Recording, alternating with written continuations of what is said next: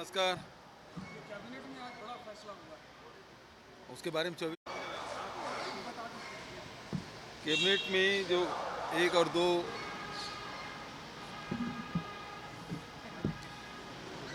2 दिसंबर को जो विशेष सत्र बुलाया जा रहा है उसके बारे में कैबिनेट में डिसीजन हुआ। उसके विधेयक के जो मसौदा है उसके बारे में चर्चा हुई और जो आरक्षण है उसके बारे में भी बात हुई, जिसमें अनुसूचित जाति, जनजाति, पिछड़े वर्ग, ईडब्ल्यूएस इसके आरक्षण के, और दूसरा ये है कि जो ज़िला में भर्ती की जाती थी उसके भी कोई एक्ट नहीं था, जिसको भी हाई कोर्ट ने निरस्त किया था।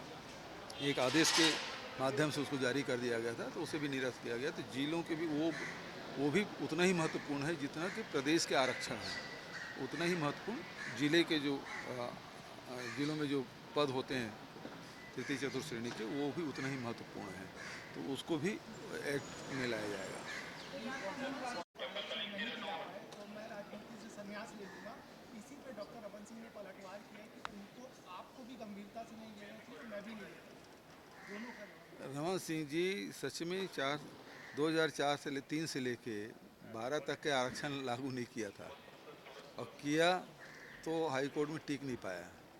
हम लोग आरक्षण के लिए विशेष सत्र बुला रहे हैं, तो कवासी लखमा जी को इस्तीफा देने की ज़रूरत नहीं पड़ेगी। कांग्रेस की सरकार आदिवासियों के साथ हमेशा खड़ी है। पैसे का भी काम नहीं हुआ है राजनांदगांव में, और 1 साल अब जब हुआ तो घोषणा किए जा रही है। आखिरी साल बचा है तो मेरी सीट पर जाके सिर्फ घोषणा कर। रमन सिंह जी राजनांदगांव में काम किए होते तो वहाँ लोग सड़क की मांग नहीं करते। नई सड़क की मैंने घोषणा की, वो सड़क बनाए होते तो नई सड़क की ज़रूरत क्या थी। दूसरी बात, एक सड़कें ख़राब हो गई तो मतलब 4 साल में सारी सड़कें ख़राब हो गई। ग्रामीण क्षेत्र में पूरी सड़कें ख़राब है, और रमन सिंह यदि काम किए होते तो सड़कें इतनी ख़राब नहीं होती। एजुकेशन की बात है, हेल्थ की बात है, वो सब हम कर रहे हैं। रमन सिंह जी केवल गुमराह करके वोट लेते रहे। दो चीज़ें हैं आज फिर हरियाली आंसू बहा रहे थे जब भी हमने कोई नोटिस नहीं दिया है। 15 साल में राम राज्य रहा। 15 साल में राम राज्य रहा है, इसका हम लोग कितना खामियाजा भोगे हैं, आम जनता कितना खामियाजा भोगा वो जानते हैं। आदिवासियों की ज़मीन चली गई,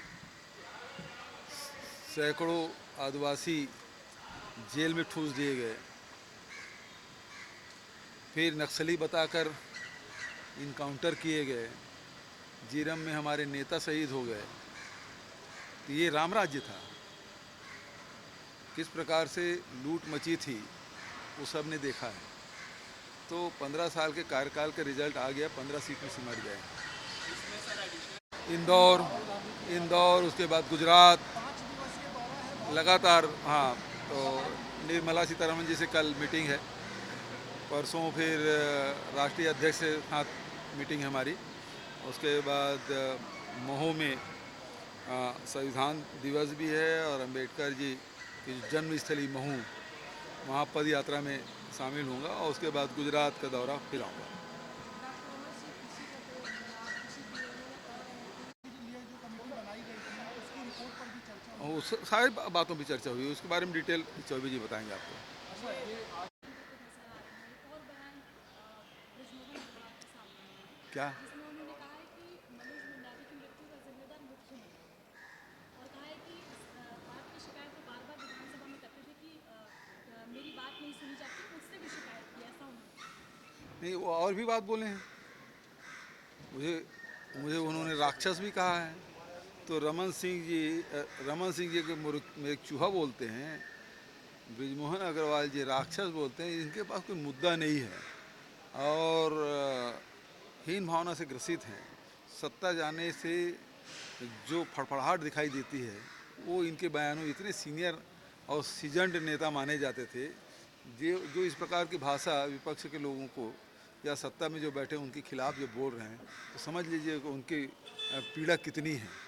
और मनोज मंडावी जी से मैं उसकी मृत्यु के 1 सप्ताह पहले मेरी मुलाकात हुई थी। कांग्रेस पार्टी ने उसको उपाध्यक्ष बनाया विधानसभा का। ये लोग बता दें, भारतीय जनता पार्टी के लोग, कब आदिवासियों को विधानसभा को उपाध्यक्ष बनाए। तो ये तो आदिवासियों को हमेशा वो लोग दूसरे दर्जे के नागरिक की तरह व्यवहार करते रहे 15 साल। पेशा कानून लागू नहीं किए, फॉरेस्ट राइट एक्ट में अधिमान्यता जो मिलना था उनको, अधिकार सामुदायिक दावा मिलना था वो मिला नहीं, और आदिवासी इनके राज में पलायन करने के लिए मजबूर हुए। 600 गांव खाली हुए। तो ये इनके कुशासन का हाल था। Thank you.